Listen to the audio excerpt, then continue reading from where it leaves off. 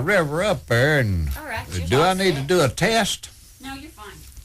Test 1 5 3 4 How do you 2 pronounce 1. Terry's last name? Koloff? Koloff. Oh, right. Terry Koloff. All right, we got him on the line, and now he's been a patient down there. Let's see, he's on line. Well, I believe his sons have been a patient of Dr. okay. Hayward's. All right. Well, we'll get him to tell us all about it. Terry, are you there? Hello? Terry, are you there? Yes. Can you hear me all right? I hear you fine. Well, good. How are you doing this morning? I'm doing good. How are you? You got through Christmas, I guess. Yes, I did. Well, we got New Year's to go, though, you know. Yeah. It's not over yet. Tell me, Terry, how you got to know Dr. Frank Hayward? Well, unfortunately, both of my boys ended up with brain damage. They had, one of them had a severe accident. I was told by another doctor he was going to die, and Dr. Hayward come in and told me that he didn't think he was going to die. The fact is, he did not die. My other boy had a brain bleed, and Dr. Hayward handled him as well.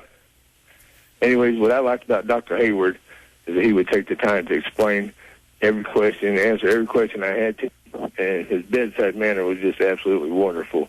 He would take me in his office and show me his x-rays, explain to me what was going on daily. And to me, he's just wonderful. Terry, I beat Dr. Hayward. I guess this was an ongoing thing for over a period of time there, wasn't it? Yes, a couple years. Did he meet with you on a regular basis? Yeah, he did. Any time I needed to talk to him, he was there. He made time for me. Yeah, so... Like I said, that's what I liked about him. I mean, we weren't standing there in the blind. He explained everything that I asked. Right. And he explained it to me to where I could understand it. In a sense, he saved your sons' lives. I feel he saved both their lives. He helped to save both their lives, yes. There's no doubt in my mind about that. Were both of them in an accident? Well, my first boy, he fell off a four-wheeler and banged his head real good, and it caused him to have a brain bleed. It did not go as far as an aneurysm where there was no operation needed. It was basically self-healed, but it was still scary. Yes. Where Dr. Hayward would x-ray him daily, sometimes twice a day, I guess, and he'd take me in his office, show me the x-rays, explain to me how if it was getting bigger or smaller, things like that, to where, kept the worry part down as much. Right. Now, my other boy was hit head-on by a truck on a motorcycle, and, I mean, he was hurt bad. He was, broken legs and just busted up everywhere. Anyways, when I went to see him at the hospital, I didn't even realize the brain damage part was so severe. Yeah. But there was another doctor in there that was in charge of it because he went into the ER. Well, when we found out there was brain problems, this first doctor told me he was going to die. Said he had 10% chance of waking up a vegetable. Oh, goodness. Well, I requested Dr. Hayward to take over because I was familiar with him. And as soon as he came in, he started bringing his specialist in, and they evaluated the situation. In fact, told me that he did not think he would die. I was actually upset that I was told that by the other doctors. Yeah. And his remark was, he said, "We're not God." He said, "We don't know what's going to happen, but he says, I believe that Jake will live." And he did. And how is he doing now? He's doing fantastic. The boy that they said is going to die, they had a 10% chance of waking up being a vegetable, is in his own home, basically can take care of himself, in a functioning manner. Yeah. I mean, he's not 100% the way he used to be, but he's on his own. He lives by himself, and he is doing absolutely wonderful. Well, that's They great. sent him over to Mount Vernon to the brain center over there, and they'd actually made him a poster boy over there because he'd done so well. Well, that is great. That is great.